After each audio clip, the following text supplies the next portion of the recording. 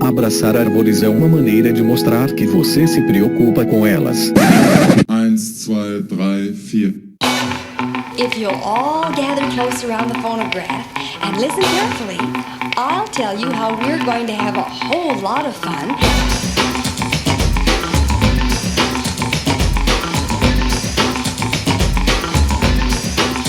Howdy! Aqui é Fernando Lima e este é o Desabraçando Árvores, um bate-papo sem firula sobre ecologia, conservação, a vida, o universo e tudo mais. E eu estou aqui direto de Atibaia, São Paulo, e comigo está a maravilhosa Miriam Perilli. Oi, pessoal! Estamos de volta, né, doutora Mirinha? Sim! Depois de alguns episódios diferentões. Pessoal, e neste episódio eu trago para vossas mercês um bate-papo sensacional que eu tive com o meu amigo Paulo Henrique Bonavigo. Ele que possui graduação em Ciências Biológicas pela Universidade Federal de Rondônia, pós-graduação em Metodologia do Ensino Superior e Inovações Curriculares. Desenvolveu diversos trabalhos de pesquisa com mamíferos juntamente com comunidades tradicionais, povos indígenas e em unidades de conservação, atuando também por mais de 2 anos como coordenador da coordenadoria. Nossa, coordenador da que coisa, hein? Coordenador da coordenadoria de unidade de conservação do estado de Rondônia pela SEDAM, é professor da Faculdade de Rondônia, Faro, desde 2007 e atuou como coordenador de educação ambiental no projeto Viveiro Cidadão pela ONG Ecoporé, nos municípios de Rolim de Moura, Novo Horizonte e Castanheiras, trabalhando diretamente com produtores rurais. Ele possui experiência nas áreas de mastozoologia, biodiversidade, métodos de estudos com mamíferos, populações tradicionais, manejo de fauna, conservação, gestão de unidades de conservação e educação ambiental, além de ser pesquisador do monitoramento participativo da biodiversidade do IP, Instituto de Pesquisas Ecológicas, e faixa roxa de jiu-jitsu. Ele não colocou no currículo, mas eu tô adicionando aqui. Eu conheço o Paulinho há um tempo, assim, não muito tempo, mas há um tempo, e a gente trocando muita ideia, assim, ele é um grande contador de histórias, tem muita experiência prática, né, muita vivência, e eu falei, poxa, cara, a gente tem que gravar, né, pô, você tem tanta história pra contar e tal, e finalmente chegou esse dia, nós gravamos e foi sensacional, espero que vocês gostem deste episódio. Seguimos! Mi, e nós temos redes sociais, Mi? Claro que temos redes sociais. Então, nos sigam lá no Facebook em Desabraçando Árvores Podcast, no Instagram em @desabrace, no Twitter também em @desabrace. É, galera, vamos fazer barulho lá, segue lá nas redes sociais, é só clicar no botãozinho de seguir, compartilha também, comenta lá, vamos fazer essa coisa crescer, marquem seus amigos, né? Tudo que você tem pra fazer é extremamente rápido. Quantos segundos leva pra fazer uma marcação? Libera pra gente subir a setinha lá do Instagram pra mandar link pra você. É, pra gente fazer uma parada mais completa, aquele negócio de arrasta pra cima com link lá. Né? Tá bem precisando de uma parada dessa aí. Pessoal, este projeto, ele é um projeto independente e ele é trago a vocês por um seleto grupo de apoiadores que acreditam nisso aqui, que acreditam no nosso projeto, que acreditam no MDA, no Movimento Desabraçando Árvores. Né? E se você se sente compelido a apoiar essa iniciativa, né? Se você curte o Desabraçando ao ponto de falar, cara, eu quero fazer parte dessa galera, eu quero contribuir, eu quero ser um desabraçador de verdade, né? Você pode fazer isso através da nossa campanha no Padrim, que é o www.padrim.com.br/desabrace, e no Catarse, que é o www.catarse.me/desabrace, e você pode contribuir mensalmente a partir de R$1 e a gente usa então esses recursos aí para pagar a hospedagem dos episódios, pagar, né, o nosso maravilhoso editor de áudio, Senhorá, que faz esses pequenos milagres, às vezes grandes milagres, né, com a edição de áudio para manter os episódios aí em dia. Às vezes tem um soluço aqui, outro ali, atrasa um pouquinho, mas nós estamos fazendo de tudo para melhorar, né, Mi? Sim, sim. E vamos agradecer então aos nossos novos padrinhos e madrinhas da categoria gênero, lembrando que nós temos as categorias espécie, gênero e família, e na categoria gênero nós temos então os novos apoios dos maravilhosos Bruno Martins, Jerônimo Sanguinetti, Jéssica dos Santos, Adna Alves, Daniele Coelho e Caroline Soares. E agora eu nunca sei se é Caroline ou Caroline. Se eu falo Caroline, os meninos brigam comigo. Se eu falo Carolina, briga comigo. O Caroline tem Y. Ah, é? Não tem o da Caroline? O da Caroline tem Y, mas pronuncia em whatever. Então, galera, muitíssimo obrigado por acreditarem no projeto, por entrarem lá e darem esse apoio pra gente continuar com isso aqui online, pra gente continuar soltando os episódios aqui para vocês. Obrigado! Obrigada. Não acabou. Na categoria família, nós temos também o Thiago Almeida e a Marcela Oliveira. Sensacional, né? Categoria High Society aí. Muitíssimo obrigado, galera, por acreditarem no nosso projeto. Então, pessoal, pensem da seguinte maneira, você curte, né? Eu acho legal que o podcast tem essa coisa de você se sentir parte, né, da conversa. A gente tá sempre como se a gente estivesse numa roda de bar. Pense que você está pagando uma cerveja, né? Isso aí, valeu, viu, pessoal? Muitíssimo obrigado, galera. Né? Se vocês quiserem fazer doações pontuais, vocês podem doar lá no @desabrace. No PicPay, né? Isso, no PicPay, né? @desabrace whatever, né? Tipo, lá no PicPay. Galera, eu queria aqui sempre, né, fazer um agradecimento à nossa querida Caroline Gomes, do @Bicho Preguiça Responde, que tá sempre aí dando uma força, insights maravilhosos e faz uns diagramas lindos pra gente fazer TBT toda quinta-feira sobre os episódios, né? Muitíssimo obrigado, Caroline, nossa super sacerdotisa da nossa seita. E a gente tá no TikTok por causa dela, né? Ela que toca o TikTok. Ela que toca o TikTok. Né? E sigam lá o @Bicho Preguiça Responde, uma iniciativa aí super bacana de divulgação científica. Eles têm lá uns quadros bem legais. Sigam lá no Instagram, @Bicho Preguiça Responde. Por falar em bicho, né, Mi? Vamos para o... Que bicho é esse? Olha aí, mas não teve vocalização nos últimos episódios, né? Não teve porque foram episódios diferentes, né? Foram episódios... Um foi o especial de melhores momentos, quando a gente completou 50 episódios. E na sequência a gente gravou aquele do Pantanal, que não tinha muito clima nem tempo pra gente colocar mais nada além de conteúdo. Então, mas agora a gente tá de volta. Hoje tem. Hoje tem! Toca é então. Muito legal! Toca então aí o bicho.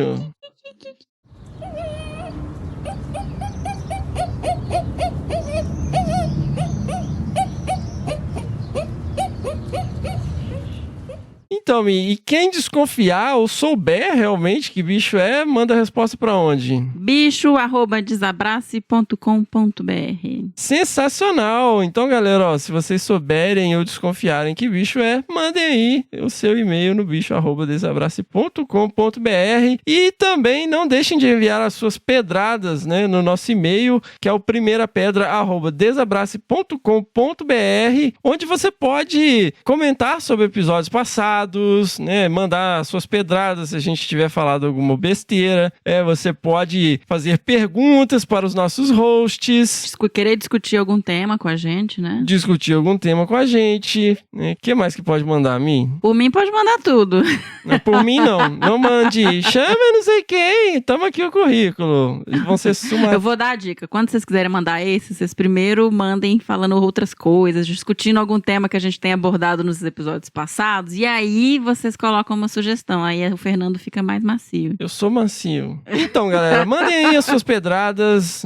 primeirapedra@desabrace.com.br. Lembrando sempre as palavras de Jesus em João, capítulo 8, versículo 7. Se algum de vocês estiver sem pecado, seja o primeiro a tirar uma pedra. E antes de ir pro episódio, eu queria aqui fazer uma chamada para essa galera. Pessoal, se você acha que tem um dote artístico, se você curte desenhar, ou se você tem aí habilidades de design, né, design gráficos no GIMP, no CorelDRAW ou qualquer software que o valha, que seja o Canvas, nós temos uma surpresa aí em breve para vocês. Já começaram a chegar os produtos, Mi, da nossa lojinha. Sim, ai gente, tá tão legal. Em breve aí a gente vai lançar essa novidade, vamos abrir a lojinha com várias coisas legais e produtos bem bonitos. Em breve, tipo, muito breve mesmo, né? Super em breve. Então, galera, a gente tá precisando da criatividade de vossas mercês. E nós convidamos vocês, ouvintes, que têm esses incríveis dotes artísticos, a enviarem estampas que podem ou não ser utilizadas em camisetas que nós vamos produzir com temas do Desabraçando. Pode ser tema de episódio, pode ser frases marcantes, podem ser bichos, podem ser diagramas, podem ser desenhos legais, podem ser caricaturas, né? E nós vamos selecionar aí os melhores e transformar em camisetas do Desabraçando Árvores, né? Na nossa lojinha, óbvio que vai ser assinado por quem quer que tenha. Sim, claro, com todos os créditos. E tal, com todos os créditos, tudo legal, divulgando aí a sua arte, né? Você, ao invés de vender na praia, você vende lá na nossa lojinha, entendeu? Então, galera, mandem aí até o dia 31 de outubro as suas artes dos fãs, né? A gente adora imitar o Nerdcast, mas é o que eu falo. O importante é dar crédito, né? O problema é imitar e não falar nada e fingir que criou sozinho, né? E pra onde que manda, Fê? Mandem no nosso e-mail. Pode ser no primeirapedra@desabrace.com.br. Mandem aí desenhos super legais em alta resolução, né, galera? Pô. Ai, tô super empolgado pra ver. Cara, vai ser muito legal. Eu falei com a Miri, pô, vamos pôr a galera pra fazer as coisas, a galera que curte e tal. Vamos deixar a criatividade da galera fluir solta. É isso aí, pessoal. Então vamos aí para esse bate-papo sensacional com o nosso amigo Paulo Henrique Bonavigo. Vamos que vamos, Miri. Ai, legal. Bora lá. Bora lá.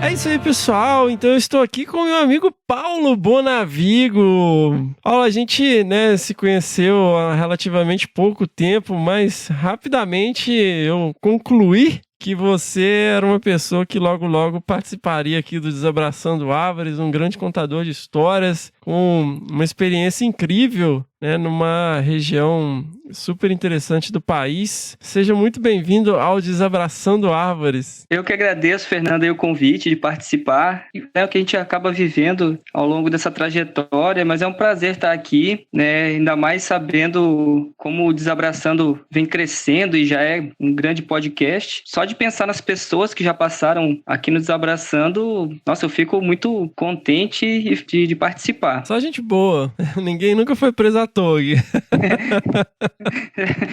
Mais um então, né? Paulinho, então, cara, você, né, nasceu lá no Paraná e rapidamente foi pra Rondônia. Conta um pouquinho aí como que foi essa infância aí, os desafios crescendo. Eu nem vou perguntar muito como que... Porque geralmente a gente, tenta remeter como que começou a relação com a natureza, mas aí nem preciso perguntar muito, né? É interessante, né, que eu tinha 2 anos, né, nasci no Paraná, numa cidade chamada São João, que é do sudoeste do Paraná, e na década de 80 meu pai resolveu se aventurar, né? Vendeu o que tinha no Rio Grande do Sul, trouxe algumas coisas e veio investir em Rondônia. Ainda tinha um pouco do Eldorado, né? Um estado novo, cidades novas, enfim, tinha um fluxo de pessoas e de oportunidades muito grande. Pelo menos essa era a propaganda do governo federal à época, né? E a gente veio para uma cidade chamada Rolim de Moura, um município do interior do estado aqui de Rondônia. E meu pai tinha uma lanchonete, comprou uma lanchonete, começou a investir em terras, e eu me lembro muito, assim, dessa minha infância, muito caminhão toureiro. Você imagina Rolim de Moura, uma cidade que tinha, sei lá, 50 madeireiras na época, né? Hoje deve ter 2, e trabalhando com laminados ainda, nem tem madeira mais para se tirar. Então era uma época, década de 80, Rondônia sofreu muito, né? Uma época que as pessoas vinham para tirar as riquezas, madeira, garimpo, e muito desordenado, né? Enfim, viemos pro núcleo urbano, mas meu pai sempre teve pretensões de ter terras, né? E engraçado que daí a minha história cruza um pouco. A gente chegou em Rondônia em 84 e em 82 tinham criado uma reserva biológica chamada Rebio do Guaporé. E mais pra frente vocês vão entender onde que tá cruzando as histórias, mas é interessante que meu pai andou comprando umas terras. Aquele tempo você comprava terra assim, né? O cara, tem terra ali, bora lá, é barato, vamos comprar. E acabou que essas terras estavam dentro da Rebio. Meu pai perdeu essas terras, né? Não chegou a serem tituladas, enfim. E eu cresci ouvindo essas histórias, né? Perdi vendia a terra para rebio, para o governo. Mas a infância sempre foi de interior, muito... contato com a natureza era muito grande, mas era um contato que eu via também muita coisa sendo destruída, né? Caminhão de madeira, desperdício de madeira, crescendo pescar. Então, vendo pessoas caçarem, meu pai caçou um bocado na vida dele. E, enfim, eu cresci envolvido nessa atmosfera. Morei em Rolim de Moura, depois morei em Cacoal, uma cidade próxima, mas isso já na adolescência. Mas sempre tive essa vontade de... Gostei muito sempre de ir pro meio do mato, ou que seja fazendas, viver essa vida mais rural. Gostava muito de acampar, de pescar, então já tinha uma predisposição aí a enveredar para essa área de meio ambiente. E eu senti um pouco assim de... Como é que eu posso falar? De pena. Nossa, para que destruir tanto? Para que caçar tanto? Para que pescar tanto? De levar peixe para ser estragado? Eu tinha um certo senso crítico nessa superexploração do meio ambiente. E calhou que em algum momento da minha vida fui fazer inscrição para o vestibular, era 2001, alguma coisa assim, início de 2001, e eu olhei, acho que eu vou fazer biologia, eu gostei o que um biólogo faz. Assim, mas era uma coisa tranquila, assim, era um curso acessível e tal, uma coisa fácil, assim, de você se deslocar para fazer e tal. Como que foi isso aí? Não era tão acessível, Fernando, porque onde eu morava, eu teria curso de letras, acho que tinha letras espanhol, que era Rolim de Moura ainda, né? Não tinha nenhuma faculdade de ciências biológicas próxima, não tinha veterinária próxima, acho que existia agronomia numa cidade a 100 km de distância, e para eu fazer biologia eu precisava ir para a capital, para Porto Velho. Eu acabei optando, e assim, eu tenho que elogiar muito minha família, né, que nunca me falaram, vai fazer alguma coisa que dá dinheiro, vai fazer direito, vai fazer medicina. Então eu nunca tive essa pressão, e sempre de fazer o que todo mundo sabia. Eu tinha uma irmã formada em letras já, uma outra irmã que tinha feito curso técnico contábil, e faz o que você gosta. Então, quando eu optei por biologia, todo mundo me apoiou. Eu falei da situação que eu teria que mudar, né, vir para Porto Velho, imagina, 500 quilômetros, Rolim de Moura, Porto Velho. Então era uma mudança. Só que tinha um amigo meu que já morava aqui, que inclusive fez biologia também. Inclusive, eu tenho que agradecer muito o Alisson, porque foi ele que me avisou que eu tinha passado. Eu fiz o vestibular,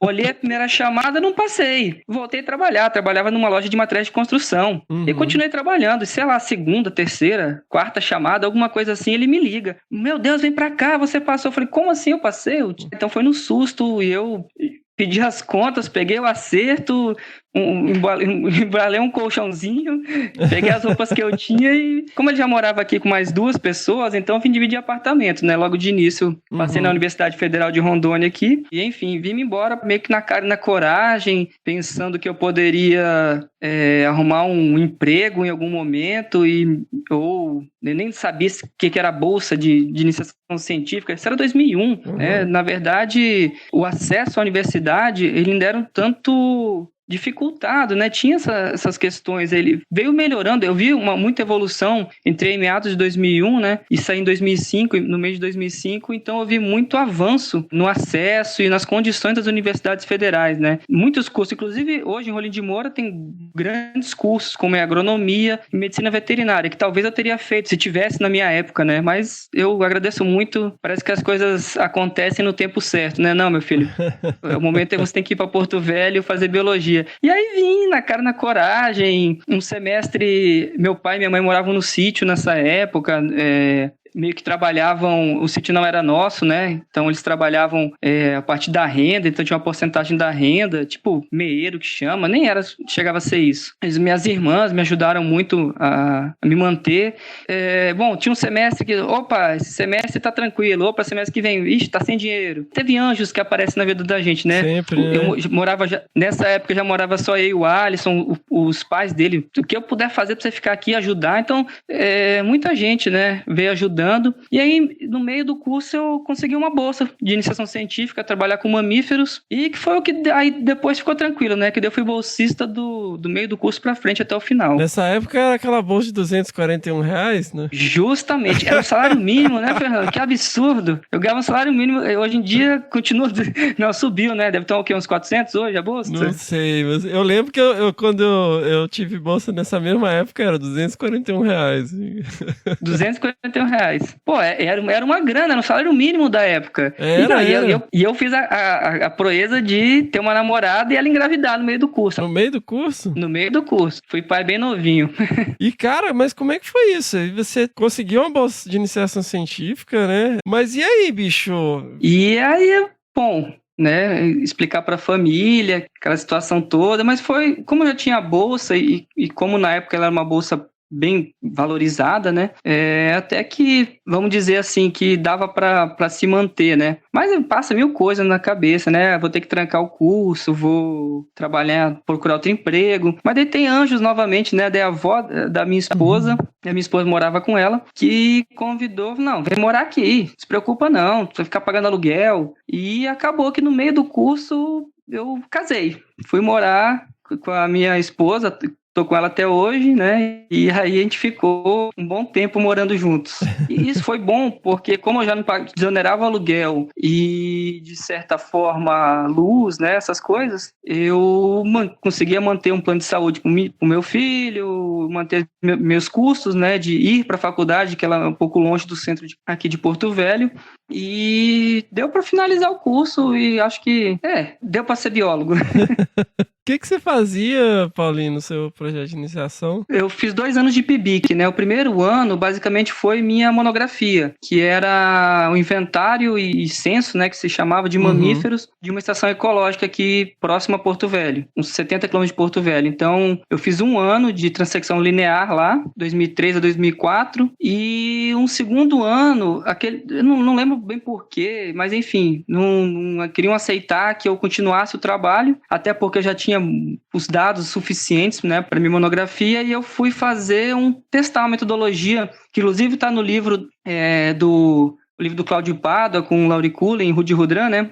Parcelas de areia para pegadas. Se eu não me engano, você é colaborador daquele capítulo? Não. Mas eu testei, o livro já existia, né? Ah, você usou o livro para fazer. Por isso que eu falo, Fernando, é muito doido hoje eu encontrar com essas pessoas que foram minhas referências na graduação, assim, um dia eu falei pro Lauriculen, eu falei, cara, é meio gratificante, assim, você encontrar as pessoas, conversar, trocar uma ideia com as pessoas, né? E eu testei, acho que era um capítulo da Renata Pardini, se eu não me engano, com parcelas de areia, e eu fiz o teste, colocava 100 parcelas de areia, e era uma fazenda de manejo florestal, então foi mais 1 ano de pesquisa lá, com parcelas de areia, com pegadas. Mas agora você vai explicar pra minha tia que é inventário, censo, transecto e parcela de areia.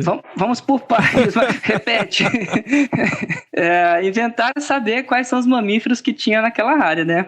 Transecção linear é aquela metodologia que é uma trilha reta, né, que você vai andar nela bem devagarzinho para anotar os mamíferos, né, os bichos que você vai encontrar nela, né, os bichos de pelo.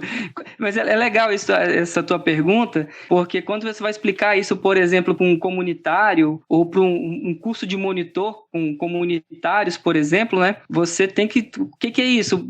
Às vezes, o mamífero, beleza, a maioria sabe, mas e aí? O que é mamífero? Trabalhar com indígena, que eu trabalhei um bocado também. Cara, bicho de pelo lá do mato. O rato. Não, o rato não precisa contar não, parente. Vamos contar só do soninho pra cima, do esquilo pra cima. Mas é bem legal. E o que mais? A parcela de areia? O cara carregar areia, fazia um buraquinho no chão de 50 por 50 centímetros, enchia ele de areia, deixava ele lisinho pra ver as pegadas dos bichos que passavam por ali. Acho que é isso, né? Foi todos esses questionamentos que tu me fez? Foi. É que, assim, tia, eu sempre um grande beijo pra minha tia. Censo é a mesma coisa que transecções lineares, né? Para estimar a densidade, né? Quantos animais por área tem numa região, num parque. Porque a gente vai falando, né? Às vezes a gente esquece de explicar um pouco também. Mas aí, pô, você ficava carregando saco de areia nas costas pra depois ficar lá contando pegadinha dos bichos? Cara, era bem legal, que essa fazenda tinha... E você ainda agradeceu o pessoal que escreveu o livro. Agradeceu, né? Poxa vida. Não, mas a vantagem é que, assim, eu fazia 25 parcelas na estrada e 10 metros da borda da estrada pra dentro do mato. Então, eu ia com a carriola na estrada, né? Tranquilo.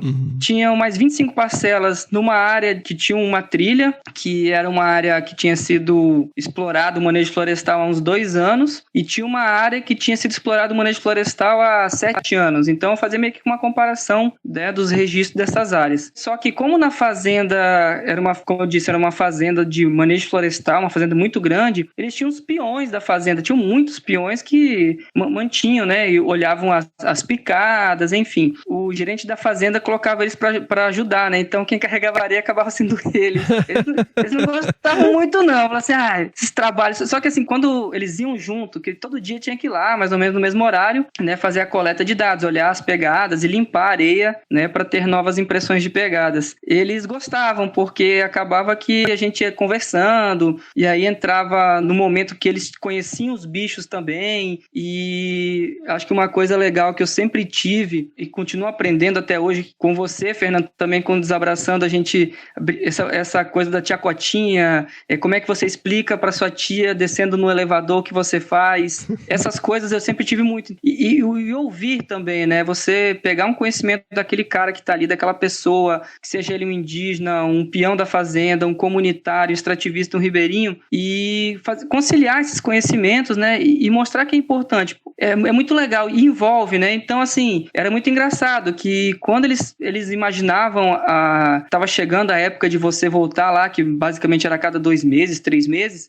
quando você chegava, parecia que os caras estavam morrendo de saudade, assim, de, cara, você voltou. Aí eles vinham com informação, eu vi tal bicho que tu queria ver. Então, você acabava tendo uma relação, acho que por essa questão de respeito ao conhecimento de cada um, que eles gostavam de fazer o trabalho. Então, eles tinham prazer em ajudar, muitas vezes, né? Mesmo que fosse carregando a areia durante, 2 quilômetros. Isso é uma coisa legal também, né, Paulinho? Porque às vezes eu vejo, assim, uma postura muito mais de mão única, às vezes de uma galera mais jovem e tal, que vai e quer explicar pro cara. A pessoa ali, né, não tem um conhecimento formal, vamos dizer, mas o cara passou a vida inteira ali, ele conhece cada tipo de capim, cada tipo de folha, quando que cada bicho faz cada coisa, e aí chega alguém tá na graduação, começa a querer ensinar, sabe? Não ouve muitas vezes, né? E é muito legal essa troca que você tá descrevendo, né? Eu, inclusive, estava falando ontem à noite com meus alunos, teve 2 momentos bem legais, assim, da minha vida profissional, que uma foi, assim, de noite, num barraco, no meio do mato, com um índio de idade já. Nessa época a gente estava fazendo estudo pro plano de gestão da terra indígena 7 de setembro, do Suruís, aqui pega Rondônia e Mato Grosso. E ele começou a explicar como é que funcionava a floresta pra gente. E,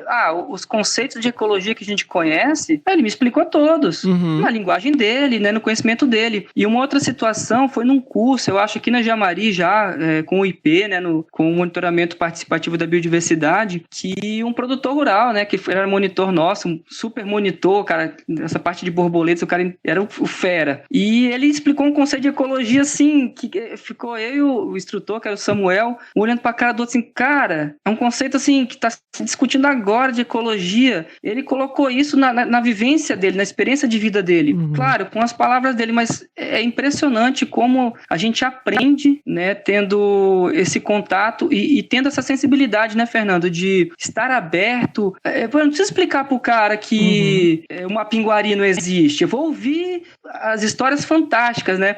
Eu me lembrei agora, no tempo que a gente está fazendo o levantamento de mastofauna aqui para as hidrelétricas, eu e uma amiga minha, a gente tinha uma trilha do outro lado do Rio Madeira, então a gente ia de manhã cedo, de madrugada, parava na casa de um ribeirinho, um senhorzinho muito velho também, o barqueiro atravessava a gente para o outro lado do Rio Madeira, né, para a margem esquerda do Rio Madeira, andava os 5 quilômetros de trilha, fazendo, né, a metodologia, voltava para casa desse ribeirinho, que depois o motorista vinha buscar a gente, né? Não, e muitas vezes o motorista tá simples demais, cara. Quanto tempo você levava pra atravessar o Rio Madeira?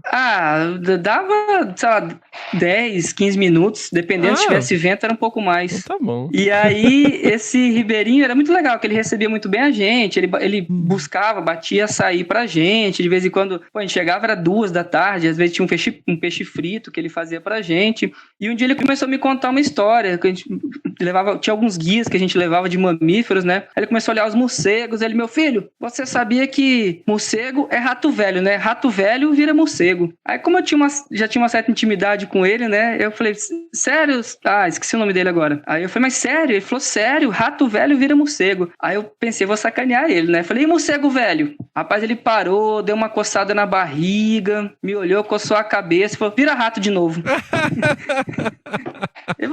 Eu falei, então é um ciclo. O rato velho vai virando morcego e o morcego velho vai virando rato. Ele falou, é isso mesmo, meu filho. Eu falei, pois bem, aprendi agora como é que surge o morcego e como é que surge o rato. Sabe? E eu conheço pessoas que, se tivessem no meu lugar ali, iam querer convencer aquele senhor que mora há 60 anos na beira do rio, ou até mais, que não era isso, que morcego é uma coisa, rato é outra. Mas pra que eu preciso convencer aquele ribeirinho disso?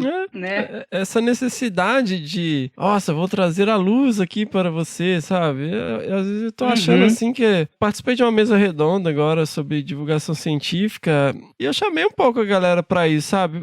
Pessoal, vamos ouvir também, sabe? A gente tá nós vamos trazer aqui a luz e a ciência pra todos, mas vamos ouvir o que as pessoas têm a dizer também, né? A minha avó também falava do morcego virar rato. Quem? Tua avó? Minha avó, dona Filhinha. E é muito bonito isso. É igual quando o indígena me falar de um espírito da floresta ou de um lugar que eles não vão, né? Pô, lá no Suruí tinha a Lagoa Sangrenta. Eu, como assim? Aí ele não, ninguém vai lá. Eu falei, pô, eu quero ir lá. É até horrível fazer isso, porque quem que tem coragem de me levar lá? Eu falei, não, te levar lá eu não te levo. Eu, não sozinho, mas tinha eu e mais tinha um herpetólogo, eu tava fazendo mamíferos, né? Não, eu deixo vocês na beira do rio, vou indicar a direção, vocês vão andar uns 2.000 metros, vão chegar lá. Só que eu não vou esperar vocês no rio. Aí eu falei, mas o que tem lá? Aí o índio falou, tem um hipopótamo lá. O que eu imaginei? Em algum momento, algum índio mais velho contou a história pra ele de um bicho muito grande, agressivo, que atacou pessoas naquela lagoa. E sei lá, depois que chegou lá a TV e chegou o Discovery Channel lá, que eu queria assistir um hipopótamo atacando alguém na África, é esse o bicho que tem lá, sabe? Ele teve que dar um formato pro bicho. E assim, eu respeitei muito. Eu falei, a gente quer ir lá, pode? Ele, não, pode, se vocês quiserem, vão. A gente foi, era um lugar, assim, fantástico, assim, uma lagoa, tinha jacaré, tinha pegada de bicho demais, assim, um lugar muito bonito. E você via que essas questões dessa lenda da Lagoa Sangrenta, tem uma região do Parintintim, que é um outro etnia indígena sul do Amazonas que eu trabalhei, eles têm um lugar lá que tem a cobra grande que mora, que é um campo e ninguém vai lá. Aí tem um castanhal também que o curupira bate na Sapopema 3 horas da manhã, vai lá, tira a castanha e vem correndo embora. E eu acho tão importante essas histórias, que são áreas fontes, os caras não vão lá. Então são áreas que geralmente a fauna está ali se reproduzindo e repovoando as áreas de caça dessas etnias. E quando chega um cientista ou chega um religioso lá, não, esse Deus que tu tá falando aí não existe, esse bicho que tu tá falando não existe, bora lá que eu vou te provar que não é esse bicho. Pra quê? Sabe, tirar um traço cultural tão importante, inclusive para a biodiversidade, né? Que se ele não vai naquela área caçar, os bichos vão se reproduzir muito tranquilamente lá e vão repovoar toda a parte caçada da terra indígena, por exemplo, né? E eu respeito muito, assim, a história de uma pinguari que eu já ouvi por aí. Conta uma aí. Conta uma. Cara, foi na terra indígena Zoró, no Mato Grosso. A gente acabou dormindo na primeira aldeia que entrava na terra indígena, uma terra indígena muito grande que vai por Rondônia, mas acaba entrando no Mato Grosso, e tinha um índio velho contando a história, só que ele não falava português, então ele ia contando, o filho dele ia traduzindo para o português. Isso, sei lá, 9 horas da noite, depois da janta, tomando xixa já, e a xixa dele já não é uma xixa alcoólica, eles fazem xixa? A xixa... Cara, a xixa é uma bebida que eles fazem da mandioca batida. Quer dizer, a mandioca é um tipo, né? Pode fazer de milho, pode fazer de cará, de inhame, tem várias formas. Eles batem a macaxeira, por exemplo, né, a mandioca, e deixa ali algum tempo, né, e depois coa e bebe.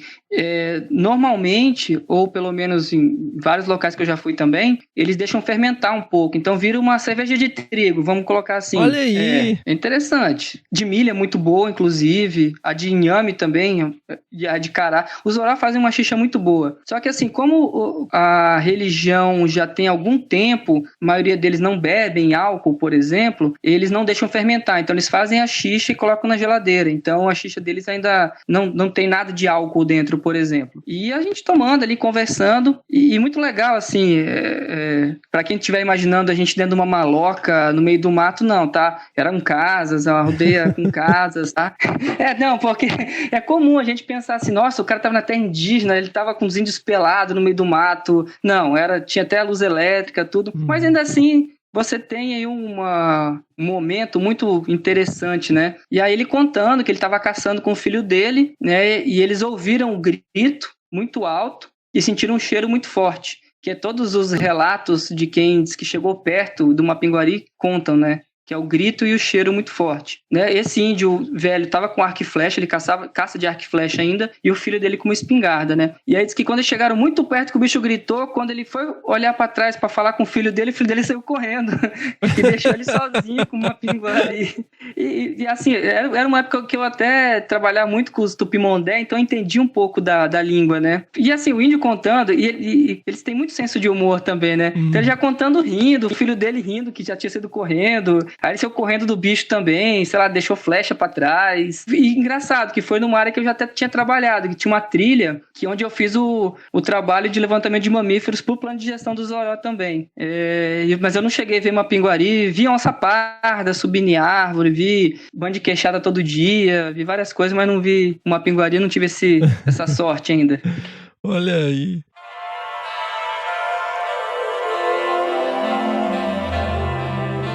Cara, mas depois que você formou, então, você começou a trabalhar com o quê? Fernando, eu sempre falo que eu tive muita sorte, né? Pra tudo, assim, porque eu me formei em meados de 2005. Em 2003, eu fiz meu primeiro trabalho com uma ONG, que é a Canindé, Associação Etnoambiental Canindé. Eu fui ser estagiário, ser badeco, né? Da pessoa que era minha orientadora, né? Que ela foi fazer mamíferos lá pro plano de manejo do Parque Nacional Serra da Cutia, e eu fui acompanhar, fui ser estagiário, para entender a metodologia, enfim. E depois disso eu mantive muito contato com o pessoal dessa ONG, da Canindé, que trabalha muito com indígena também. E então eu fiz outros trabalhos. Em 2005, quando me formei, eles estavam fazendo o diagnóstico dessa terra indígena Parintintim, no sul do Amazonas, e uma outra terra que era junto, que era 9 de Janeiro. 9 de Janeiro e Pichuna. A etnia dos dois era Parintintim. E eles me convidaram, olha, tem uma pesquisadora, ela fez a primeira etapa, ela não pode mais voltar. Se você quiser fazer a segunda etapa, a gente não vai trazer mais ninguém de fora. A gente quer trabalhar contigo. Beleza. E fiz, e eu acho que foi bom, porque quase virei cacique na aldeia, jogar bola com os índios, consertar a antena parabólica. Ela até perguntou, bicho, o que tu fez lá que os índios pediram quanto que tu volta? Foi a minha primeira experiência com etnias indígenas, né? E me largaram lá, assim, um dia depois de uma festa, eu cheguei lá, olha, tá todo mundo indo embora, quem é não índio, né? Aqui, esse índio aqui vai ser teu cozinheiro, esse aqui vai ser teu barqueiro, esse vai ser teu pesquisador indígena, que vai te acompanhar no meio do mato. E me largaram num domingão, no meio da aldeia. Caramba. E aí que eu falo muito para as pessoas, e o preconceito, você faz o que com ele, né? Falei, bom, eu já aprendi na minha vida que é o seguinte, é muito melhor ouvir do que falar, então vou esperar. E eu sei que já me entrosei ali, bicho, faz um café pra gente aí, e vai naquela conversa. Aí os índios foram tudo assistir, era um domingo, foram assistir um jogo, o Flamengo, alguma coisa. A parabólica deles tava muito ruim, não tava pegando, e era dando tapa na TV, e eu calado, né? E aí eles olharam para mim, ei, sabe consertar isso aqui? E, por acaso, eu já fui entregador de eletrodoméstico, então eu montava antena parabólica e instalava, né? Olha aí. E aí eu falei, rapaz, acho que sei. Aí fui mexendo ali, a antena toda solta, apertei tudo, limpei a imagem, pronto. Já virei amigo, essa Canindé é muito boa, só manda gente boa aqui. No final da tarde já tava jogando bola com os índios, já tava fazendo gol, tirando brincadeira, fiquei 15 dias lá nessa terra indígena. E aí começou, aí depois dessa eu enveredei trabalhar com a Canindé em vários outros aspectos, inclusive em 2009, 2010 eu trabalhei num projeto diretamente com eles. Mas aí, falando de sorte também, esse foi o meu primeiro trabalho, né? Eu já trabalhava com mamíferos, então esse diagnóstico foi o primeiro trabalho de consultoria. E em 2006, uma faculdade aqui de Porto Velho, tinha uma turma de engenharia florestal, tinha uma disciplina chamada de manejo de fauna. E eles chamaram a pessoa que foi minha orientadora, né, na graduação, se ela queria dar aula. Como ela tinha um contrato de exclusividade com a Unir, né, a federal daqui, ela não pôde, mas ela falou chama o Paulinho e vê aí. Aí eu fui lá, fiz uma reunião, acho que nem cheguei a dar aula direito assim. Não, beleza, tá contratado. Então, em 2006, comecei a dar aula numa faculdade particular, que é a Faro, que eu tô lá até hoje. E em 2007, uma outra faculdade para medicina veterinária, que também tinha manejo de animais silvestres, me convidou, acabei começando a dar aula lá também. Aí depois trabalhei com outras disciplinas. Hoje na Faro eu dou aula de unidade de conservação, manejo de fauna, já passei por entomologia florestal, ecologia florestal. E nessa outra faculdade eu fiquei até 2011, né? Depois eu assumi um cargo no governo, enfim, sobrecarregou, tive que sair de lá. Mas nessa outra faculdade eu tô até hoje. Então por isso que eu falo que eu tenho sorte. Parece que... Ou não sei também. Mas acho que é bastante sorte.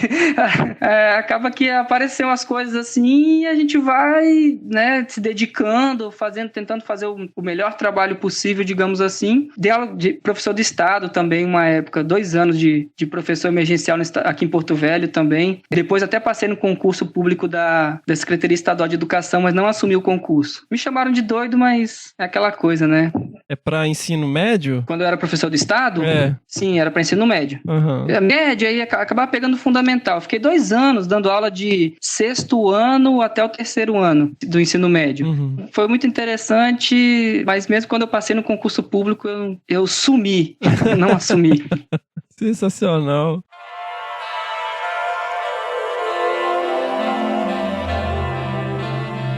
E aí, como é que você voltou a se envolver mais com pesquisa, Paulo? Você ficou fazendo consultoria nessa época? Eu fazia também. Aí, assim, por exemplo, com a Canindé eu trabalhei, sei lá, umas 7 a 10 terras indígenas, fazendo os diagnósticos de mamíferos. Em 2009, 2010, eu fui trabalhar num projeto chamado Naraitiá, com várias terras indígenas também, aqui em Rondônia, noroeste do Mato Grosso, até sul do Amazonas. E em 2011, eu dei uma afastada de tudo isso, continuei na faculdade dando aula, mas eu fui empurrado, assim, mudou o governo aqui, né, de 2010 para 2011, e o grupo de trabalho amazônico, eu fui sempre envolvido com ONG, tá, também, essa parte eu omiti ali do início, né, desde 2004 eu faço parte de uma ONG chamada Ecoporé, aqui em Porto de Rondônia mesmo, né. Olha aí, um grande abraço aí pra galera da Ecoporé. Assim, eu tinha executado um projeto em 2008, com Castanhal, com seringueiros, também a pegada da Ecoporé com unidade de conservação e seringueiros. Hoje tem um trabalho muito forte também com restauração de áreas, né? Recuperação de áreas degradadas e alteradas. Mas eu sempre fiquei com esse pezinho nas duas ONGs, Canindé, Ecoporé, e aí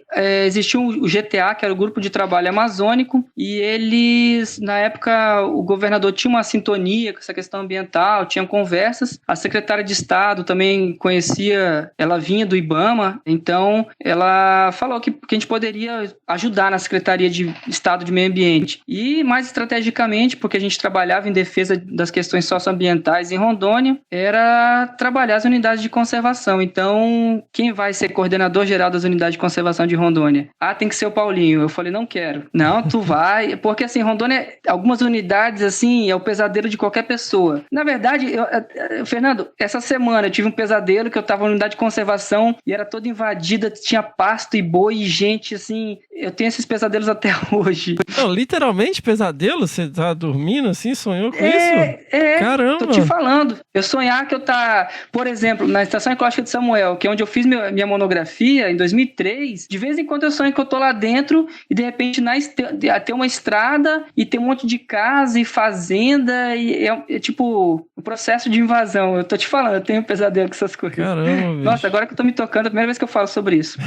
O Desabraçando também é terapia. Mas como que eram esses diagnósticos que você fazia, assim? As terras indígenas, elas, como as unidades de conservação, elas precisam do plano de gestão, né? Sim. Que na unidade de conservação a gente chama de plano de manejo, né? Nas terras indígenas, o plano de gestão territorial, ambiental indígena, alguma coisa parecida com isso. E a Canindé, ela entende, e claro, né? Você só conseguiria desenvolver atividades ou melhorar a qualidade de vida desses indígenas a partir do momento que você tivesse esses planos de gestão elaborados, para direcionar, inclusive, né, as atividades possíveis e passíveis de serem realizadas dentro dessas terras indígenas. Então, a Canindé, com suas articulações, captava os recursos, os índios, claro, a demanda de fazer o plano de gestão vinha dos indígenas, então a Canindé era meio que uma mediadora, e a gente tem inclusive um livrinho publicado sobre os planos de gestão territorial indígena, né? Que é mostrando o formato que a gente fazia, que era fazer os estudos básicos do meio biótico, abiótico, socioeconômico, quase igual a elaboração do plano de manejo de unidade de conservação, com perfil indígena. Então, a gente tentava trazer esses elementos, né? Quando eu falei que o índio estava contando para a gente como ele enxergava a floresta, esses elementos a gente tentava colocar nos nossos estudos, né? Então, fazer uma liga, né, entre o conhecimento técnico e o conhecimento tradicional, até para que, em algum momento, né, que quando eles olhassem para o território, eles conseguissem entender e também conseguissem comunicar. Como é que eu comunico o que eu preciso para o meu território para fora, né? Que às vezes tem essa barreira, né? O de fora não consegue comunicar o que ele precisa para melhorar a gestão de qualquer elemento na terra indígena, e às vezes os indígenas não conseguiam também colocar para fora o que eles precisavam. Então a gente fazia meio que esse meio do caminho. E aí o meu trabalho sempre foi com mamíferos, né? De médio e grande porte. Mas aí como é que era, assim? Você chegava para fazer um trabalho. Como que era, assim, a primeira semana? A gente sempre tinha alguém que fazia logística, então fazia as reuniões prévias, inclusive nas aldeias, né? Explicando, apresentando cada pesquisador, o que o cara ia fazer. E ali a comunidade decidia qual era o indígena que ia acompanhar cada pesquisador. Então a gente chamava de pesquisador indígena, mas enfim, era, por exemplo, quem me acompanhava, quem geralmente entendia muito de caça. Então o cara me passava um pouco da visão dele em relação à caça, aos bichos, o conhecimento que ele tinha, né? E aí eu usei muito a trilha, então a gente abria, às vezes, duas trilhas de 5 quilômetros. Nos primeiros inventários, eu praticamente ia sozinho assim, eu, um estagiário e os indígenas, por exemplo, para não ter interferência nas trilhas dos outros grupos faunísticos, né? O pessoal da herpeto gostava de usar trilha, a avifauna gosta de usar trilha. Abria, às vezes, mais de uma trilha, então o pessoal da herpetofauna não tinha necessidade de usar a trilha que eu usava para fazer transecção linear. E depois de um tempo eu desisti um pouco da transecção linear também. Claro, a gente conseguiu, começa a avançar um pouco em tecnologia, então a gente começa a colocar armadilha fotográfica, você começa, enfim, eu andava muito à noite com o pessoal da perto, então eu tinha oportunidade de ver alguns mamíferos noturnos, até porque, de início, aquela gana pesquisadora, né? Não, a gente precisa fazer o inventário, estimar a densidade e ter pelo menos a abundância dos mamíferos, que no final das contas, Fernando, pro plano de gestão dos caras, não fazia sentido. Não faz sentido nenhum, né? Não é isso que precisa. O que eles precisavam saber, como é que tá a sanidade, digamos assim, desses ambientes, quais as espécies que a gente tem aqui, tem queixada atacando a roça, como é que a gente faz com esse queixada? Então, as demandas dos indígenas acabavam sendo outras. É legal você ter um índice de abundância, pelo menos, para daqui 10 anos fazer de novo. Tá, mas qual é o meu intuito inicial? Qual que é a pergunta que eu preciso responder? Né? Eu não preciso responder a abundância de mamíferos de lá. Eu preciso dizer, olha, é um território importante, tem que ser preservado, tem tais e tais espécies ameaçadas de extinção, os índios usam ou não usam, ou estão usando muito ou usando pouco, mas algumas respostas viriam depois. Eu preciso saber quanto de queixada os índios estão consumindo. Cara, isso é um monitoramento de caça. Sim. Não é no diagnóstico que eu vou saber isso. Né? Então, a gente começa a amadurecer profissionalmente, né? E até os campos ficaram mais tranquilos também, né? E aí eu me preocupava muito mais em ouvir os indígenas, daí do que ficar fissurado num método científico, digamos assim. Eu preciso... Eu usava minhas armadilhas fotográficas, eu percorria trilhas, percorria estrada, andava de noite, andava no rio, mas também eu me dedicava mais tempo em ouvir os indígenas. Qual é a relação deles com a fauna? Até porque, para os indígenas, tem um negócio importante. Todo mundo sabe que a cultura é dinâmica, né? Ela vai se transformar ao longo do tempo. Mas algumas histórias, só os mais antigos tinham essas histórias. Os mais novos, eles não paravam para ouvir algumas vezes, e as histórias não estavam escritas, né? a história era oral, então, assim, eu tentava buscar, dentro das possibilidades, né, as histórias que eles tinham, a história do porquê que se o suruí encontrasse um jabuti, ele tinha que virar o jabuti de cabeça para baixo, ele estava indo para uma reunião em outra aldeia, viu um jabuti, ele virava o jabuti de cabeça para baixo, porque se ele não fizesse isso, a reunião não ia render, ia demorar muito, né, por que que o índio, quando encontrava uma preguiça, ele matava? Porque era um sinal de mau agouro. A mesma coisa o dia que eu lembro perfeitamente, à noite, no barraco, esse era barraco de lona no meio do mato, tava eu, o índio velho, a sobrinha dele que estava cozinhando pra gente, o sobrinho dele que era o meu pesquisador indígena e eu, estagiário. E aí, na hora eu ouvi a vocalização do macaco da noite, o Aotos. Eu fiquei louco, já peguei a lanterna, falei, ei,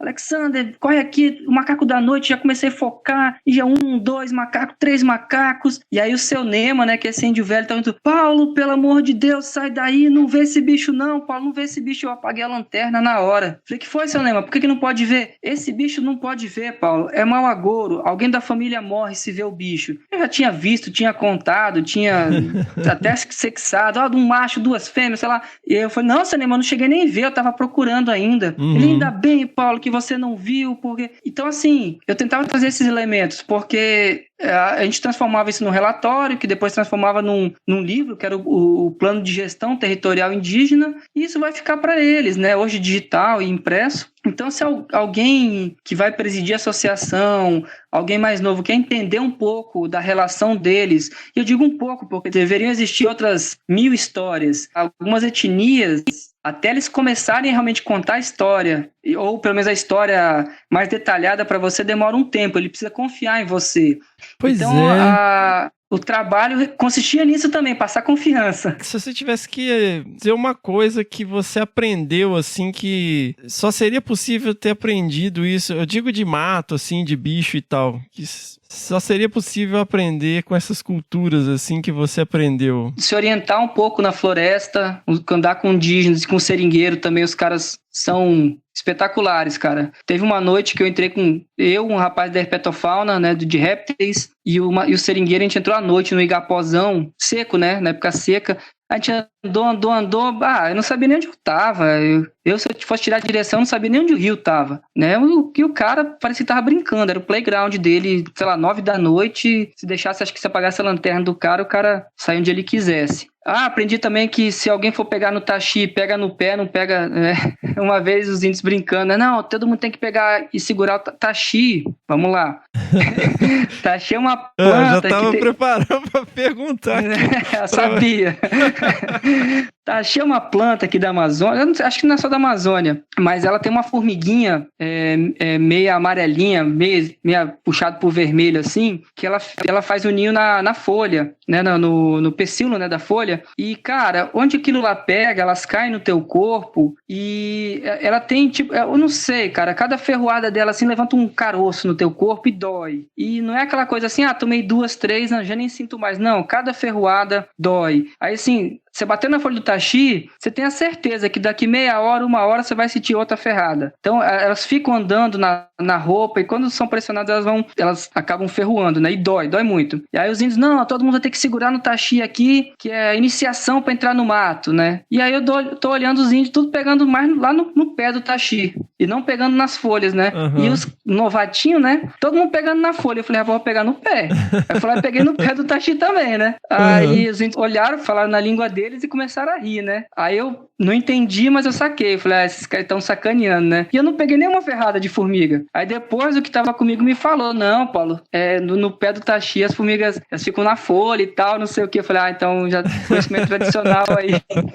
Vou ficar esperto. Aí, cara, de mato, identificar lugar pra beber água, cipó pra beber água. Mas pra achar bicho também, não? Pra achar bicho, em alguns casos, tipo o índio me explicar lá o tempo que o bicho passou, cervídeo, né, que ele tem um comportamento já de onde ele dorme, então o índio me explicou, ele passou aqui, comeu, ele vai fazer isso e vai estar dormindo em tal lugar, e o bicho tava lá. Eu acho que o pouco conhecimento de campo, de mato que eu tenho foi com eles, talvez coisas que eu não perceba que eu faço hoje, né? Eu tenho aprendido andando com os indígenas e com seringueiro. Sensacional. Pescar também. Pescar?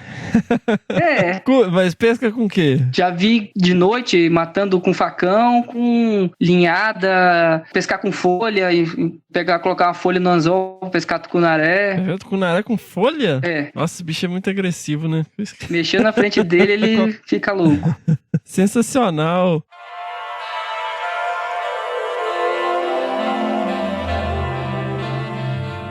Paulinho, e aí como que você começa a se envolver com o monitoramento participativo da biodiversidade? Como eu falei, em 2011 eu entro para trabalhar na coordenação das unidades de conservação do Estado. Fiquei bastante frustrado, né? Tenho toda uma conjuntura política. Ah, mas você entrou então? Entrei. Você falou que não queria e tal. Eu não queria, mas eu esperneei, mas me colocaram.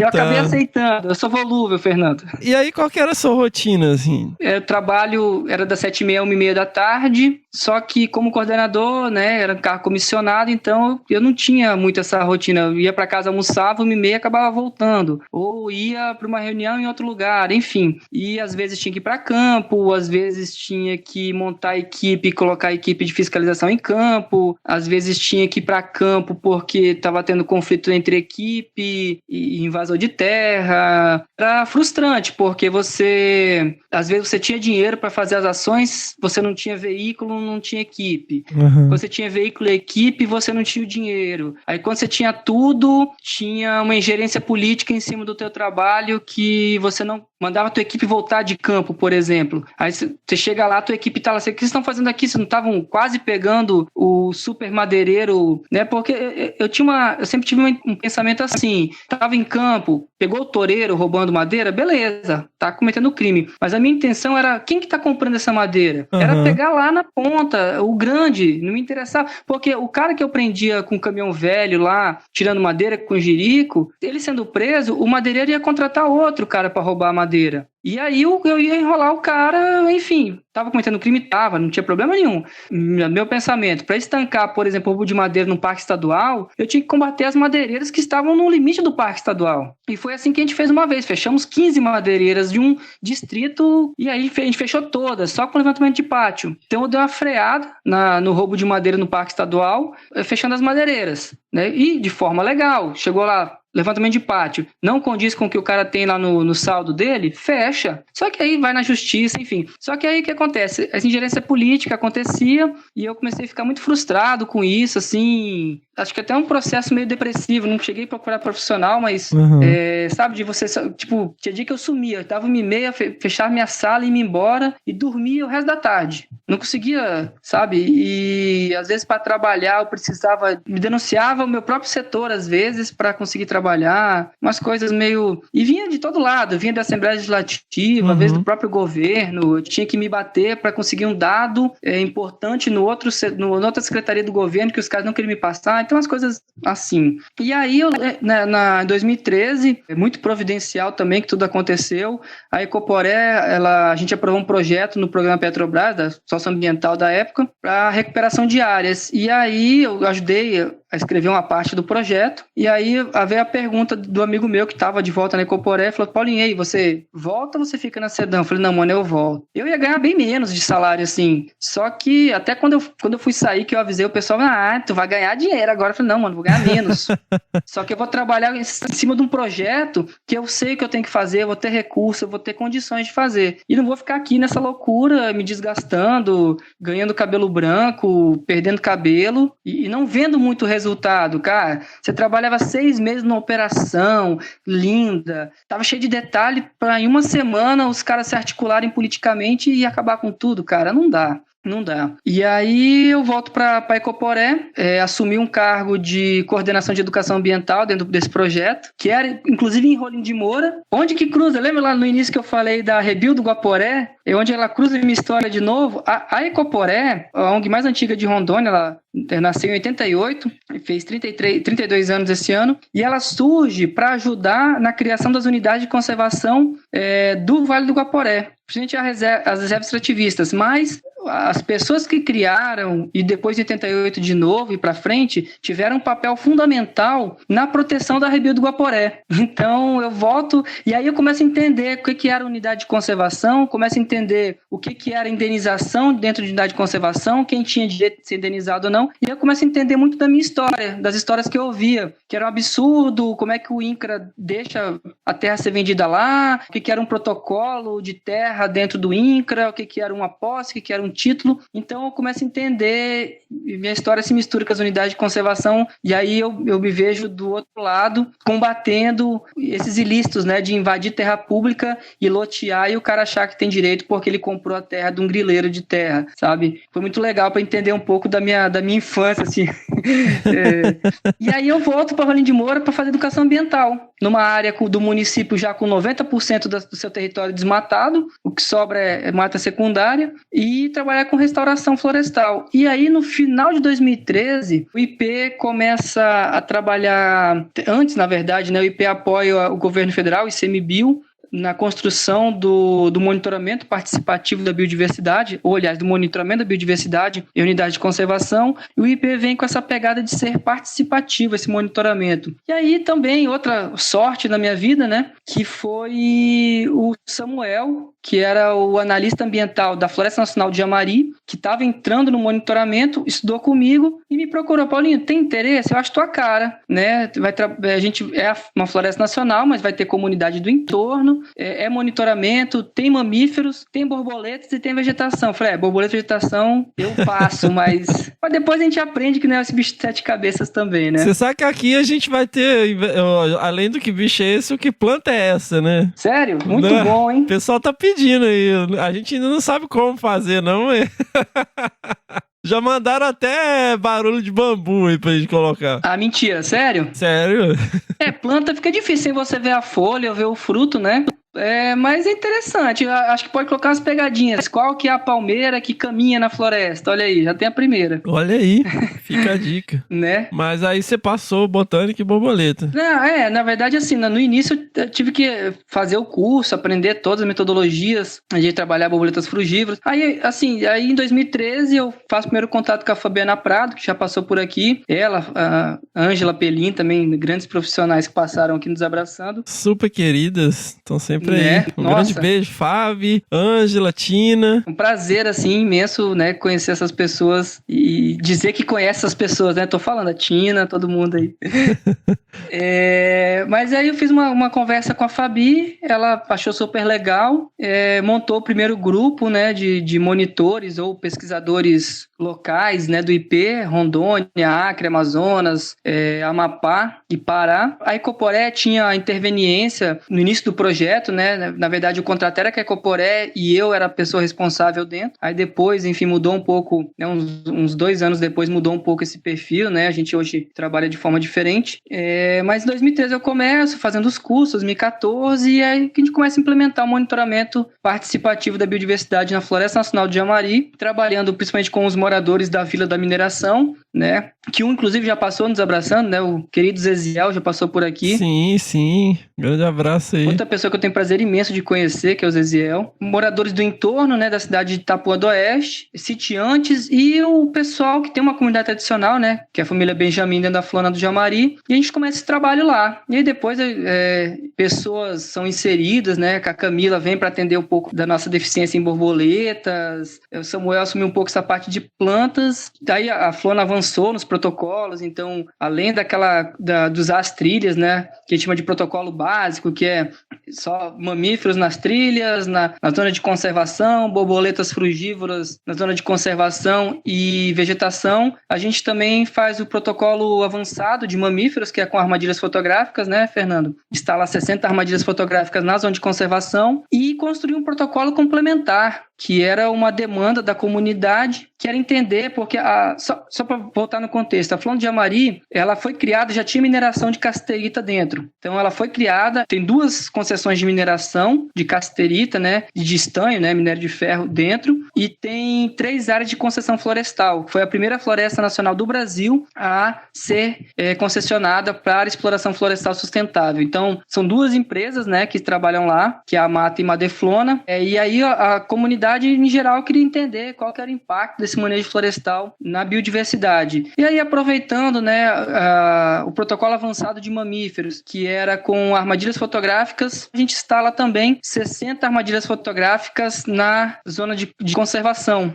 Tem uns detalhes aí de como instalar na zona de concessão florestal, são unidades de manejo florestal que vão ser exploradas e também que foram exploradas. Então a gente vai trocando, né, essas armadilhas de UPA, né, de unidade de produção anual, vai trocando essas armadilhas para ver como que essa biodiversidade retorna, né, para essas áreas de concessão florestal no pós-exploratório. Ou seja, são áreas que é permitido o corte seletivo, a exploração madeireira de maneira organizada, sustentável. De baixo impacto. De baixo impacto. Sensacional. Deixa eu fazer um convite.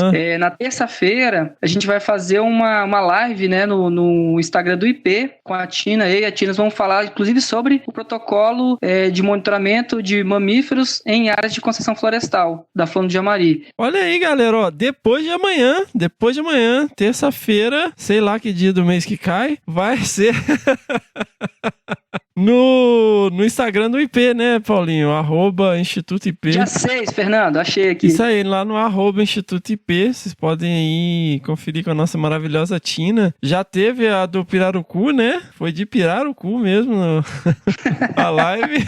Muito legal. E qual que foi antes do Pirarucu, Paulinho? Teve duas antes, né? Teve a da castanha, né? O protocolo complementar de castanha, que a gente avançou aqui em Rondônia. Tem, hoje no monitoramento participativo de biodiversidade, a castanha entra em 3 reservas extrativistas federais de Rondônia também, que eu ajudo a executar. Foi falado disso. Teve o primeiro que foi sobre o Monitora como um todo. E teve do vídeo também, Fernando, do Irapuru Canta. Do Irapuru Canta, sensacional. Vocês podem conferir também esses vídeos muito legais, uma iniciativa do projeto, né, de manter contato, manter sinergia aí com as comunidades aí por conta da pandemia. É muito legal. Pois é uma forma que a gente achou de, imagina, desde março sem poder entrar nas comunidades, né, sem ter esse contato direto nas unidades de conservação, a gente começou a fazer que forma de comunicação que a gente poderia ter, né, com os comunitários. Então a gente começou a fazer esses vídeos curtos, né, para mandar pelo WhatsApp, entendendo que boa parte das unidades que a gente trabalha, as pessoas em algum momento têm acesso de internet, né, uma vez por semana. Então alguém consegue ter no celular os vídeos e quando explicações do projeto, dicas de como se cuidar, dicas sobre questões de como que o avanço do desmatamento pode afetar ainda mais, né, essas questões de pandemia aí. É muito legal. Bom, e aí de 2013 para frente, até hoje, estamos no monitoramento na Flor de Jamari, 3 reservas extrativistas em Rondônia com castanha, apoiando o ICMBio nessa questão do monitoramento da biodiversidade. E esses protocolos regionais são bem interessantes, que eles atendem anseios da comunidade, né? Eles que em algum momento pediram, né, a gente precisa monitorar o castanhal. Para a reserva extrativista isso é muito importante, que é entender, né, o funcionamento e a relação. A castanha é uma grande fonte de renda anual para os extrativistas, né? Quanto mais entenderem o processo, a questão de venda, a organização deles para a venda, é importante para eles irem melhorando, né, essas condições de acesso a mercados. É sensacional. É sutil, Paulinho, porque eu vejo que para vocês é o modus operandi, é a rotina, né? Mas eu já pensei muito sobre isso. Assim, eu tenho uma inferência, mas eu vejo assim, por exemplo, aqui no Sudeste, né, as unidades de conservação já, assim, não tem mais nada, né? O que tem tá dentro de unidade de conservação. E como os processos, né, já são mais antigos, existe uma política de comando e controle muito forte e é lógico que tem seus desvios e tal. Mas eu senti que aí a coisa é muito mais participativa. Tem muito mais diálogo com as comunidades, tem muito mais diálogo, inclusive, com as empresas, né? Porque, assim, se não tiver, tem consequências muito graves, né? Tipo, violência e tudo mais, assim. E eu achei isso muito interessante, assim, porque as coisas são um pouco mais ponderadas e muito mais participativas, né? Eu não sei se você sente essa diferença, assim, quando você vai para outras regiões. Tem uma diferença grande de tamanhos, né? Também, é. E tamanhos territoriais, eu acho que eles influenciam, né? Ainda em 2012, eu tive com o pessoal da gestão das unidades de conservação do Rio de Janeiro. Em números ganhavam, mas em compensação, 2 unidades aqui de Rondônia davam quase todo o território de unidades que eles tinham, né? São duas coisas. Eu acho que tem mais possibilidades do envolvimento. A gente tem boas iniciativas e tem boas empresas, digamos assim, né? Que trabalham, que querem fazer diferente, né? Particularmente conheceu a Floresta Nacional de Jamari, 2 empresas que fazem a construção florestal, né? E a de mineração também se envolvem, eles ajudam o ICMBio, mas não é um padrão meio geral, não. A gente, por exemplo, a Floresta de Jamari, quando a gente parte para outro lado dela, digamos assim, que é o do município de Cujubim, tem uns processos de roubo de madeira muito fortes ali, né? Apesar da comunidade se envolver, mas aqui em Rondônia, principalmente, acho que o Pará talvez seja um pouco parecido, a gente ainda tem muito o crime organizado para isso, para invasão de unidade de conservação.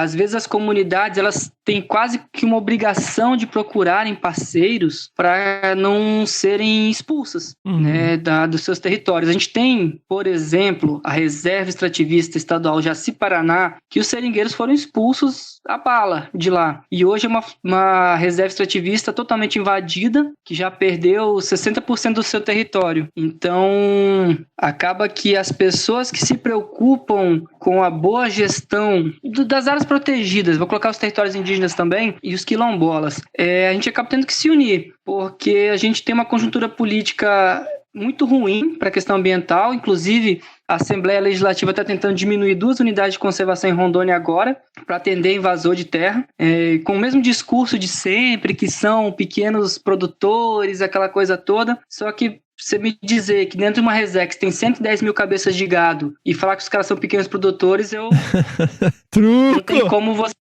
não tem como. Não tem como, até porque eu conheço, andei lá. Fernando, você encontrar um pequeno produtor que tem uma casa na colina, com blindex de fora a fora, um lago com jet ski, vai me dizer que o cara é pequeno produtor? Não é. Né? A gente conhece. O cara com 1.000 hectares cercado, pasto formado, pelo amor de Deus, né? Enfim, o pessoal fala de quem são as terras, mas a gente sabe que são de pessoas que têm muito dinheiro, ou ex-político, ou político que está no nome de laranja, então isso soa muito ruim. E às vezes o governo... acaba cedendo, né? O executivo cede, o legislativo, quem tenta defender, às vezes é massacrado. A comunidade, a gente do terceiro setor, né? As ONGs ou CIPs, enfim, mas são as não governamentais, empresas que têm interesse em trabalhar de forma correta, de forma sustentável, a gente acaba tendo que se unir para procurar alternativas e mostrar que funciona, né, Fernando? Você tem como usar as unidades de conservação de forma sustentável, sejam parques, sejam reservas extrativistas, sejam florestas nacionais. Você tem como ter um desenvolvimento empresarial sustentável. Você não precisa acabar com tudo em nome de um lucro, sabendo que ali na frente você vai sofrer as consequências desse teu mau uso do meio ambiente, né? Mas é uma luta, às vezes, cansativa. Eu acho que a outra coisa importante quando a gente se junta com boas pessoas é isso. Você acaba ganhando um gás também para continuar o trabalho, né? Que quando você tá muito sozinho, cara, você desanima. Você fala, sei lá, vou fazer outra coisa da minha vida, vou fazer outro curso, vou, sei lá. Mas você encontra pessoas maravilhosas na sua vida que começam a abrir seu leque, seu pensamento, você começa a buscar novos horizontes, novas possibilidades, novas oportunidades, novas formas de divulgação. Encontra um cara que nem o Fernando, assim, com um podcast que você pode falar à vontade. Não, eu acho sensacional. Cara, comunicar é muito difícil, né, Fernando? A gente vive no mundo, fica no meio do campo, às vezes, do acadêmico com o comunitário, né? E como é que eu faço esses dois mundos se conversarem, né? Às vezes a universidade tá lá no pedestal e o cara vai lá, coleta dado e nunca devolve nada para a comunidade. Exato. E, pô, eu ouvi a comunidade cobrando, né? Pô, eu sou daquele que vou sentar com o cara, almoçar na casa dele, tomar um café, não agora na pandemia, né? Não pode. E vou ouvir o cara. Ah, vou lá construir um monte de coisa para os caras. Não, devolve. Mas devolve de uma forma que o cara entenda. Ah, eu já vi na terra indígena, o cara ia falar a devolutiva, né, dos dados de vegetação, Uhum. o cara colocou uma planilha, mano, com um nome científico. Ah, aqui encontrei tantos indivíduos de Berthollet excelsa, tantos de Coldia. Cara, os índios ficavam se olhando assim, mano. Aí eu falei, ainda bem, cara, que eu fiz didática na faculdade. Pelo menos eu cheguei lá cheio de foto, só foto. Ah, aqui a placa, eu aprendi alguns nomes até na língua, falava. Cara, é o mínimo que você pode fazer. Tentar traduzir, né, cara? O negócio de tu falar pra tia Cotinha, eu acho fantástico, porque é isso que a gente precisa. Eu converso muito com todo mundo, assim, que a gente consegue, né, trocar uma ideia sensata hoje em dia. O que eu vejo, por exemplo, as unidades de conservação. Tem gente que não sabe o que é unidade de conservação. Eu vou dar um 7º período para engenharia florestal e já me surpreendi com respostas assim, absurdas do que é uma unidade de conservação. Uhum. O cara está no 7º período de uma faculdade de engenharia florestal. E eu tenho certeza que se eu pegar alguém do 7º período da biologia, tem muita gente que não vai saber o que é também. Sim. De uma federal, de uma estadual, de qualquer que seja. Bate uma sensação, onde que está nosso erro na comunicação?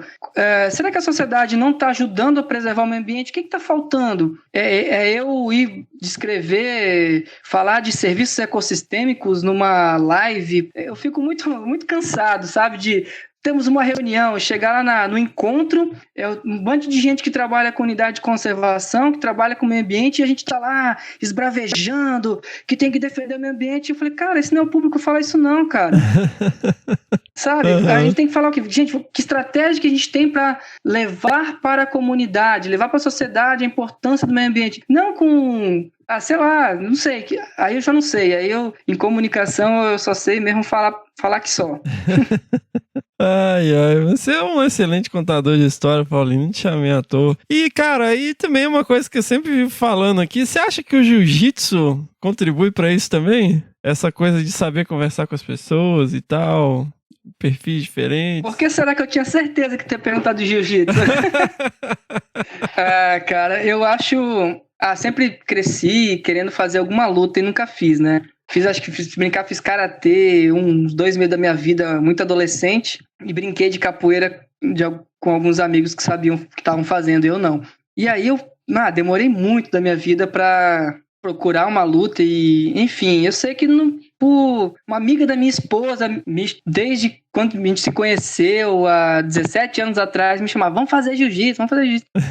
Depois. Pô, podia ser faixa preta hoje, olha só. Aí lá com meus 35 anos eu resolvo ir fazer jiu-jitsu. E, cara, me encantei, Fernando, porque com a percepção que a gente consegue ter, às vezes, pelos outros trabalhos que a gente já fez, ou pela experiência de vida, né? É muito democrático, né? E aí eu vi isso, né? Era o juiz de direito rolando com um mecânico, cara. Era eu, biólogo, rolando com um garimpeiro, ex-garimpeiro. Sei lá, isso é muito legal. Pô, assim, você tá trocando contato, suor, e aí você vai lá, você é finalizado, você finaliza, aí depois você conversa, quando você vê, tem gente de várias formações, tem o policial, tem enfim, eu acho muito democrático. E aí aqui a família que eu faço parte, né, que chama Família Márcio Frank, tem vários projetos sociais. Então, cara, nas periferias e várias histórias bem legais de adolescentes ou até crianças com famílias, né, desestruturadas, com vários problemas familiares e sem perspectiva, às vezes, né, de sair ou de melhorar as condições de vida ou muito agressivos, né, pelas condições que passaram durante a vida inteira, e de repente você vê a mudança de postura dessas pessoas. Inclusive a sede, né, que é onde eu treino, recebe toda sexta os alunos dos projetos sociais, e é muito legal que eles vêm com sangue no olho para mostrar que eles estão evoluindo, né? É muito legal, você toma porrada pra cacete, né? Você vai apanhar muito de alguns, mas é muito legal. E assim, nesse campo social, tem um papel, acho, muito bom e muito forte. E vi várias possibilidades dentro do jiu-jitsu. Talvez aí, vamos ver no futuro, se a gente associa o jiu-jitsu ao meio ambiente também. E vamos conversar, Fernando, ver o que a gente pode fazer, jiu-jitsu e meio ambiente. Então, cara, mas eu vi falando aqui no podcast, sabe? Assim, pra também não puxar 100% sardinha pro jiu-jitsu, eu prefiro, né? Mas eu falo, capoeira, pelado do fim de semana, eu acho que tem tudo a ver com conservação, cara. Porque às vezes a gente tem uma agenda própria e a gente não sabe que a sociedade realmente pensa, né? Às vezes a gente tá tão, principalmente no mundo acadêmico, você tá tão dentro do muro ali, e quando você tá ali, é isso que você falou, é um espaço extremamente democrático, onde você cria um laço que é muito difícil de descrever, assim, né? E quebra uma barreira muito grande e ali não tem posição social. O que importa é se você rola ou não rola. Né? Eu acho que o jiu-jitsu tem tudo a ver com conservação, cara. E eu tenho uma hipótese também, que é o seguinte, que vocês odeiam a saída daqui, né, do Sudeste, né, porque não tem nada a ver com a saída aí, original, puro, né. Explica aí, Paulinho, pra quem não conhece o açaí de verdade, como é que é o açaí? Tá, eu só tava pensando aqui, vamos falar dos outros esportes também, das outras lutas, né? A última vez que a gente começou a puxar sardinha pro jiu-jitsu, o Rafa ficou com raiva, pô. Ele ficou todo... Lembra que ele falando todo do karatê, a gente falou que o karatê não, era só jiu-jitsu que ele tá... Ah, não, karatê não vou nem falar nada, não. Aqui não. Outro podcast aí, se vocês quiserem, procura aí. Na verdade, eu não sei, Fernando, o que acontece, se é o congelamento e o tempo de congelamento do açaí para chegar até aí, ou se quando chega aí as pessoas colocam água para tentar render e fazem suco de açaí, não sei. Que aqui tem uma diferença, o suco de açaí é uma coisa, o açaí é outra, né? Suco de açaí é esse mais ralo mesmo que você vai tomar num copo. O açaí não, o açaí é mais grosso. E é salgado também, né? Rondônia até que não, Fernando. Não? Se você for falar com o pessoal da Amapá, do Pará, colocar leite em pó e granola no açaí, os caras vão te bater, né? eu acho, a minha hipótese é que a popularização do açaí no resto do Brasil, principalmente no Sudeste, ele é devido ao jiu-jitsu, né? Porque a família Gracie, na verdade, eles moravam em Belém, né? Então os irmãos Carlos e Hélio vieram pro Rio de Janeiro na década de 20 e eles trouxeram muita coisa da cultura lá. E a cultura do açaí, ela aqui no Sudeste, ela começou nos anos 90, quando começou a popularização do jiu-jitsu, né, com o UFC, o primeiro UFC e tal. E aí você vê essa cultura de sair da academia e tomar o açaí, sair do rolo e tomar o açaí. Eu acho que é isso, cara. Assim, a minha hipótese é essa. Gostei. Não, eu acho que tem relação, sim. Inclusive, acho que a Kira Gracie tava falando que ela começa aí todo dia, né? Já deve ter nascido no Rio já, mas enfim, tem toda essa cultura, né? Sensacional.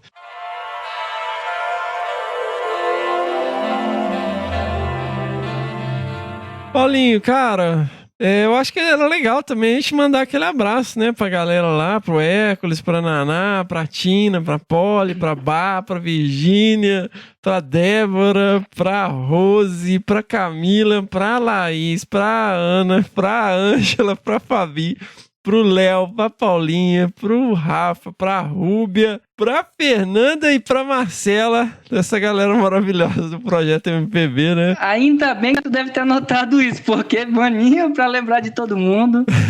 É muito bom. Cara, eu tô olhando aqui na lista do grupo de WhatsApp. É muito bom, não. É uma galera muito massa, né? São pessoas que eu convivo, algumas há menos tempo, mas, né, Inayara, Laís, a Polly, Fabi, Tina, são pessoas que desde 2013, né, a gente já tem uma convivência dentro do MPB, né, o projeto com nome de música, Monitoramento Participativo e Biodiversidade. E, cara, foi um crescimento, e aí não só, Fernando, eu sou muito grato pela oportunidade do IP, porque foi um crescimento profissional muito grande, que a gente não participou apenas da execução dos protocolos nos estados, né, que nós representamos o IP, todas as oportunidades que tiveram de cursos ou de debates ou de, enfim, qualquer discussão relacionada ao monitoramento, aos grupos que estão sendo monitorados, as metodologias, os protocolos, nós estávamos. E, cara, foi um crescimento profissional muito grande. O contato com os pesquisadores contratados, mais recentemente você, o Rafa, que eu acho pessoas fantásticas, que a gente consegue ter debates científicos, filosóficos, espirituais e de jiu-jitsu, né? E de lutas totais, muito bons.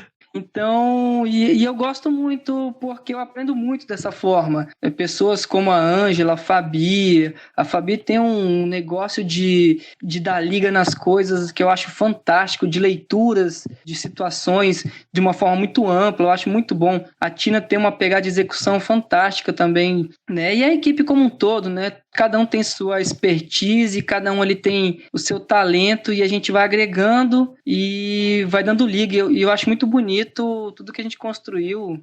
É muito tempo, né? 6 anos e alguma coisinha já. Vai pro 7º. Uhum. E eu acho que é engraçado, né, Fernando? Que a gente construiu tanta coisa e tem tanta coisa a ser feita ainda. Eu já era ongueiro antes do IP, digamos assim, né? Eu já estava na Ecoporec também, que é um outro ambiente que me faz muito bem, que me dá oportunidades de trabalhar com o que eu gosto. Eu acho que teve um episódio Desabraçando como era trabalhar em ONG, né? É muito bom, eu acho que te dá a oportunidade de ter uma flexibilidade de horários, por exemplo, mas você sabe também que em alguns momentos você vai ter que virar noite trabalhando e vai ter que passar o final de semana trabalhando. Por exemplo, você tem uma flexibilidade de correr, meu filho aconteceu uma coisa na escola, você tem uma certa flexibilidade de ir até lá. Na pandemia, muita coisa a gente conseguiu trabalhar em casa, né? Infelizmente, na ponta aqui, a gente precisa ir para as unidades, se mostrar presente, encontrar o comunitário, conversar, que é uma coisa que eu gosto muito de fazer também, mas ainda estamos iniciando os trabalhos agora, né, que o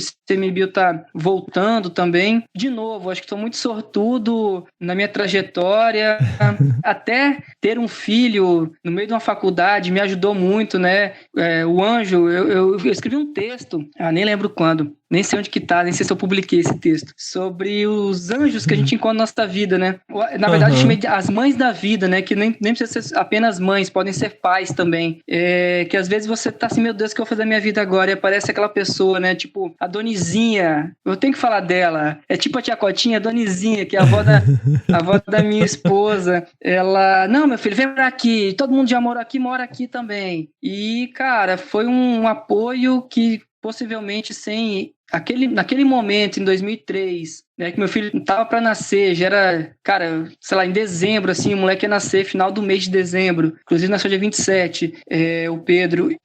Sem ela, eu acho que o rumo da minha vida seria outro, sem minhas irmãs, sem meus pais, e aí você vai começar a olhar para a tua trajetória, e as pessoas importantes que vieram somando, né, eu já falei da Neidinha, a gente falou do pessoal do IP mais recentemente, tanto, né, que eu cresci profissionalmente nesses últimos anos, nessas questões, e é muito legal. Eu acho que as pessoas chegam no momento certo, é só a gente ter a sensibilidade de ver, né, de sentir que aquela pessoa chegou para te oferecer alguma coisa. E, Fernando, uma coisa que eu já ouvi, que é muito bom ouvir também, eu não trabalho por isso, eu já ouvi pessoas, ex-alunos, comunitários, seringueiros, até um indígena chegou para mim e falou, cara, tu me disse isso uma vez, amigos, ex-profissionais que estão no mercado, que de repente assistiram um curso, uma palestra tua, cara, Clavice, tu disse isso, e tu fez isso,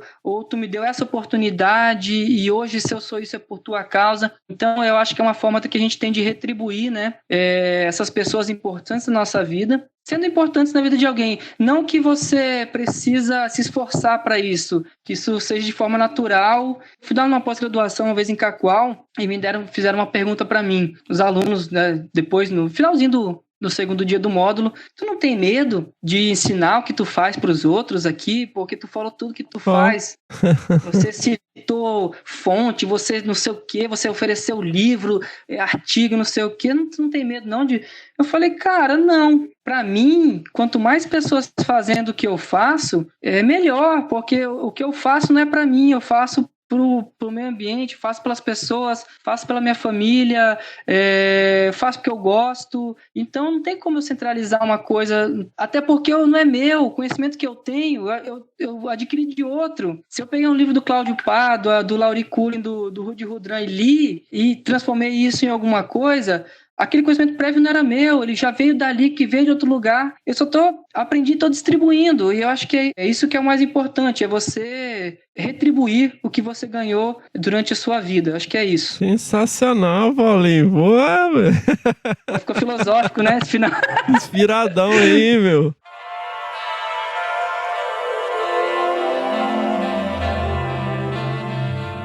Cara, Paulinho, eu só posso agradecer, bicho, você ter, né, topado aí participar. A gente, né, conversou várias vezes e eu falei, cara, a gente tem que gravar com o Paulinho, cara bacana, cheio de história, uma perspectiva aí muito completa, né, cara?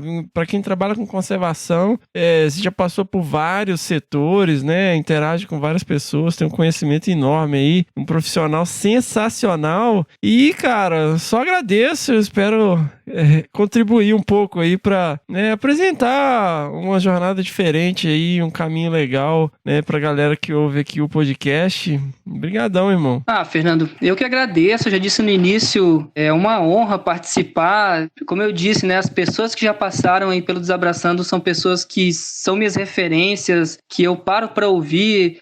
Cara, eu gosto de fotografia, por exemplo, esse dia o Gambarini tava aí, cara, me amarro no trabalho dele e, cara, é uma honra, muito bom. A gente fala pra caramba e ter a oportunidade de falar mais ainda em outro lugar é bom, né? Muito bom, muito obrigado, Fernando, sensacional. Sensacional, vamos que vamos.